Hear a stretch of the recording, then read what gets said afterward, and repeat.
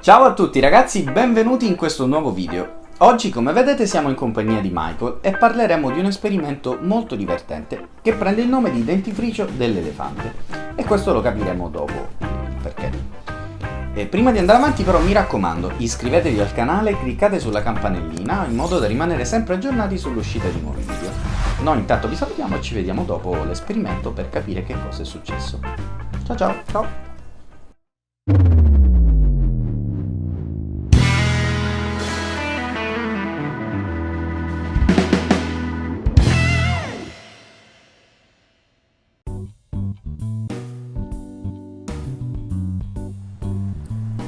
Per questo esperimento avremo bisogno di pochissimi reagenti.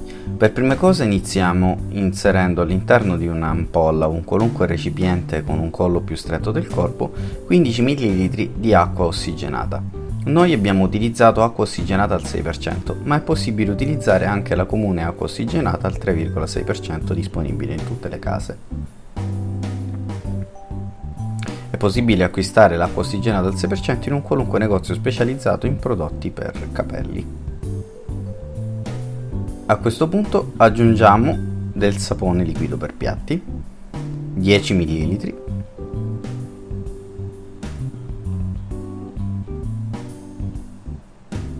e mescoliamo.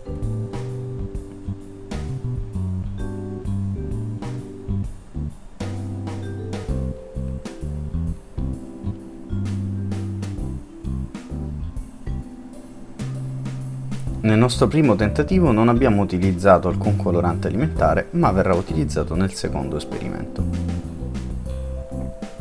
A questo punto è necessario utilizzare del lievito di birra in polvere. Qui ne vedete 1 grammo che va sciolto in 5 ml di acqua calda.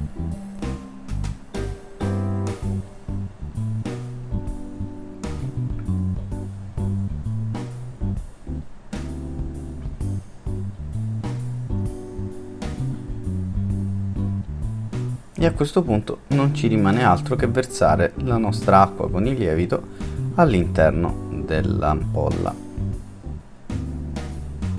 La reazione in questo caso è abbastanza lenta, e questo perché l'acqua ossigenata che abbiamo utilizzato è emulsionata, in quanto non siamo riusciti a trovare un'acqua ossigenata non emulsionata, proprio perché è disponibile prevalentemente nei negozi per capelli, e quindi generalmente si utilizza questo tipo qui.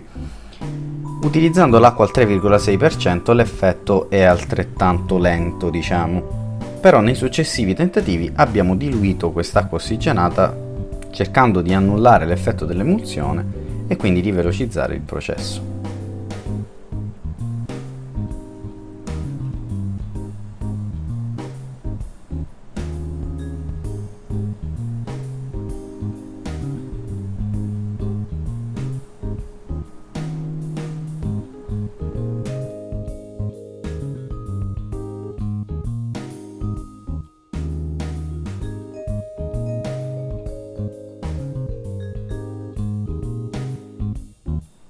Nel nostro secondo tentativo abbiamo versato direttamente 15 ml di acqua ossigenata addizionata a 3 ml di acqua comune, quindi acqua corrente, ma sarebbe meglio utilizzare dell'acqua distillata, e in questo modo abbiamo diluito la nostra emulsione.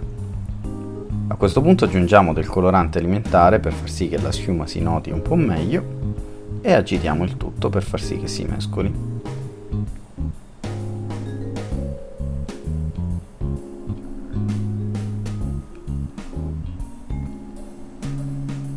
Come prima versiamo il nostro sapone liquido, che in questo caso è 3 ml in meno, quindi abbiamo versato 7 ml di sapone liquido per far sì che venga opposta meno resistenza all'ossigeno prodotto dall'acqua ossigenata, e osserviamo quali saranno le differenze nella nostra reazione. A questo punto versiamo il lievito disciolto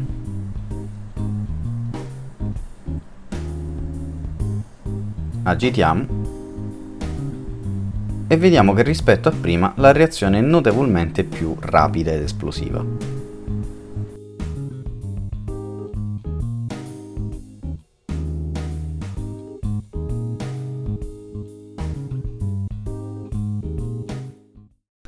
Come avete visto, abbiamo fatto differenti prove per questo esperimento, poiché l'acqua ossigenata che abbiamo utilizzato era al 6%, che è la concentrazione ideale per la versione casalinga di questo esperimento, perché con l'acqua ossigenata al 3% l'esperimento viene comunque, ma non ci dà una dimostrazione così spettacolare, la reazione risulta essere molto più lenta. Il problema di questo tipo di acqua ossigenata che abbiamo utilizzato noi è che era molto densa perché emulsionata, infatti è quella tipica che si utilizza per sbiancare i capelli. Noi quindi abbiamo cercato di fare differenti prove diluendola progressivamente e vi abbiamo mostrato tutti i passaggi. Però la descrizione di cosa è accaduto e con che cosa è accaduto ve la darà Michael, quindi vi spiegherà un po' tutto lui, qui il nostro ospite, e perciò lascio la parola a lui, ogni tanto al massimo intervengo io. Grazie Federico, ciao a tutti. Allora adesso proverò a spiegarvi quanto avete appena visto.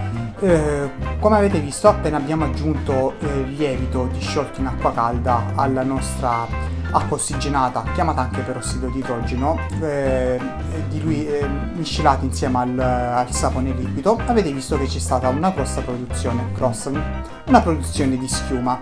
Questo è avvenuto perché i miceti, componenti del lievito, interagendo con l'acqua ossigenata, hanno portato a una reazione chimica che ha prodotto acqua e ossigeno sotto forma gassosa.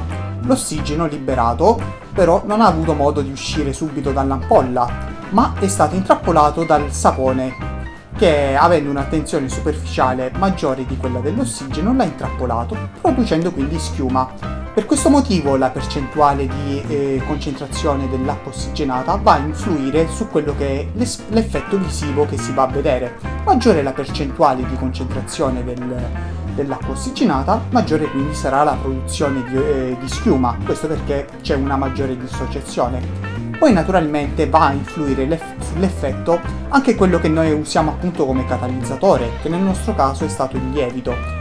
Generalmente nelle reazioni di laboratorio, quando si vuol fare magari un esempio pratico a quelli che vanno a essere i nuovi studenti di chimica, quindi nei famosi Open Day, anziché utilizzare il lievito viene utilizzato un composto chimico chiamato ioduro di potassio, che naturalmente ha un effetto molto più rapido rispetto a quello che dà il lievito.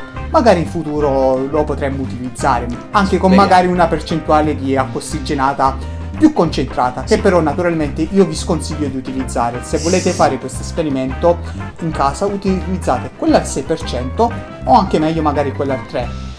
Sì, l'effetto ci sarà uguale. Il discorso, come dicevamo prima, è che con quella al 3% la reazione è più lenta, con quella al 6% è più rapida, cambia solo questo. Sì, naturalmente se usate l'acqua ossigenata già liquida e non emulsionata come da noi, vedrete già un effetto migliore. Esatto, quindi è la cosa che vi raccomandiamo. Non vi preoccupate a cercare quella più alta. Esatto, e la cosa che vi raccomandiamo è quella di utilizzare i guanti di protezione, perché essendo un'acqua ossigenata a concentrazione maggiore al 3%, non è più utilizzabile per la medicazione delle ferite, quindi se posta sulla cute tende a sbiancarla come per i capelli. E utilizzate sempre un piattino, un panno per pulire, per tenere coperto di sotto la mensola o qualunque cosa utilizzerete per non danneggiarla. Esatto, quindi nella speranza di poter rifare questo esperimento con dei reagenti più esplosivi in modo più spettacolare, noi intanto vi salutiamo, speriamo che questo video vi sia piaciuto, ringraziamo il nostro ospite Michael per la sua conoscenza e per il suo aiuto e ci vediamo al prossimo video. Ciao a tutti.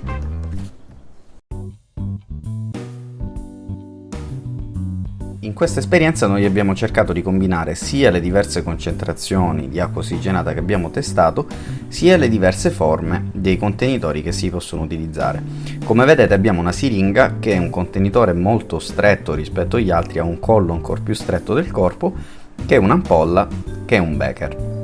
È possibile osservare subito come nella siringa la reazione avvenga molto più velocemente rispetto all'ampolla e che nel becher si abbia una via di mezzo. L'ampolla ha la vecchia concentrazione, il becher la nuova e la siringa la nuova.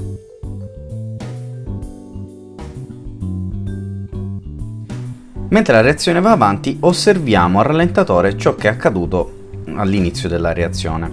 Come potete osservare, il primo contenitore a far sì che avvenga la reazione in maniera abbastanza esplosiva rispetto agli altri è e quello della siringa, proprio per il motivo che vi ho appena detto, e questo perché nei contenitori più stretti, quindi più allungati, l'ossigeno che viene liberato dall'acqua ossigenata durante la reazione riesce a formare più schiuma e ad essere catturato maggiormente dal sapone. Inoltre ha una pressione maggiore, riesce a incanalarsi in maniera più compatta verso l'uscita, e questo fa sì che si abbia quindi una più rapida liberazione di ossigeno e di schiuma dalla bocca del contenitore, quindi della siringa in questo caso. Subito dopo la reazione avviene nel becher ed infine nell'ampolla per la presenza dell'acqua ossigenata al 6% emulsionata e quindi non diluita come negli altri due contenitori. Questo tipo di reazioni generalmente sono reazioni esotermiche, quindi producono calore. Utilizzando dell'acqua ossigenata a basse concentrazioni, come quella al 3,6% o al 6%, non si nota moltissimo, ma aumentando la concentrazione dell'acqua ossigenata o utilizzando altri reagenti è possibile notare come venga liberato calore avvicinando la mano. Vista l'imponente liberazione di ossigeno in quei casi, è possibile anche tentare di riaccendere un fiammifero appena spento avvicinandolo alla bocca dell'ampolla.